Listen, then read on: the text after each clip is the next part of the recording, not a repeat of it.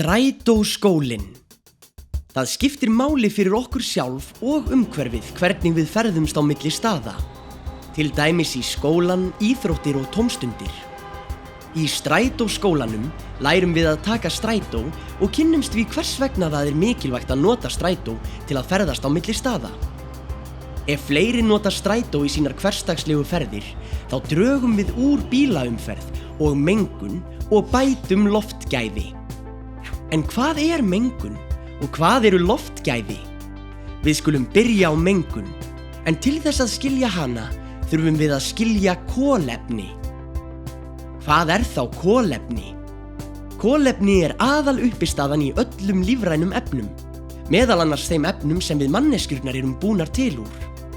Maturinn sem við borðum er blanda af fitu, próteini og öðrum efnum sem öll innihalda kolefni. Þegar við borðum til dæmis brauð, ávexti og grænmeti, fáum við kolefni sem plöntur hafa búið til með ljóstillífun. En ljóstillífun er þegar plönturnar taka kolefni úr loftinu í formi koltvísýrings, sem er kolefni og súrefni fast saman. Plönturnar nota kolefnið í koltvísýringnum til að næra sig en skila út súrefninu. Við gerum akkúrat öfugt. Við öndum að okkur súrefni en skilum út koltvísýringi þegar við öndum frá okkur. Þannig myndast hringrás þar sem kolefni er sífellt á hreyfingu. Kolefni má líka finna lengst ofan í jörðinni þar sem það hefur verið í milljónir ára. Kolefnið sem er neðanjarðar er á formi olíu, kola og gass, en þessi efni eru svo notuð sem eldsneyti og kallast einu nafni jarðefnaeldsneyti. Fyrir 150 til 200 árum byrjaði maðurinn að sækja olíu ofan í jörðina og nota hana sem eldsneyti til að fá orku. Flest ökutæki, flugvélar, skip og verksmiðjur nota olíu sem orkugjafa. Til að fá orku úr olíu þarf að brenna hana. Við það tengist kolefnið súrefni og til verður koltvísýringur sem losnar út í andrúmsloftið. Það losar miklu meira kolefni en plönturnar þurfa á að halda og miklu meira en þær ráða við. Þess vegna er kolefnishringrásin í ójafnvægi.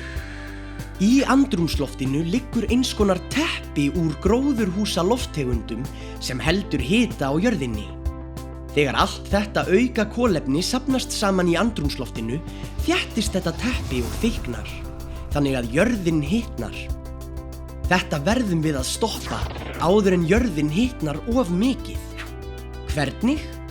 Með því að hætta að nota olíu sem orkugjafa. Að brenna olíu hefur líka áhrif á hversu gott loftið er. Við köllum það loftgæði. Olíubrennsla losar ekki bara kolefni, heldur líka alls konar heilsuspillandi lofttegundir.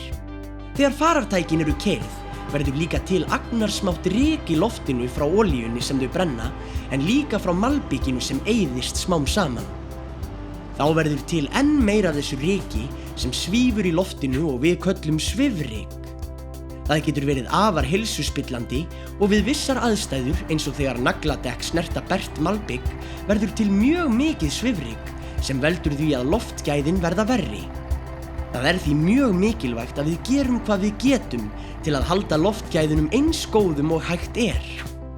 Hvernig gerum við það? Með því að minnka umferð. Hvernig þá? Til eru farartæki sem ekki nota olíu eins og rafmagns, metan og vetnisfarartæki. Þau eru mun umhverfisvænni og er rafmagn, metan og vetni búið til á Íslandi, sem þýðir að það þarf ekki að flytja það til landsins eins og jarðefnaeldsneytið. En er þá ekki búið að leysa vandann? Ekki einu sinni nálægt því. Það er vissulega byrjað að skipta orkugjafa, til dæmis á strætisvögnum og mörgum fólksbílum. En að skipta orkugjafa í öllum farartækjum á Íslandi og í heiminum öllum tekur langan tíma. Vandamálið er stórt og við höfum ekki langan tíma. Hvað getum við gert strax? Byrjum strax á því að nota bílinn minna og í staðinn ganga, hjóla og nota strætó. Helsti munurinn á strætó og bíl er farþegafjöldi. Bílarnir í umferðinni eru fleiri en taka mun færri farþega en strætó. Flestir ferðast einir í bíl, en hver strætó getur tekið 40 til 70 farþega. Það því augljóst, ef fleiri taka strætó eru færri bílar í umferðinni.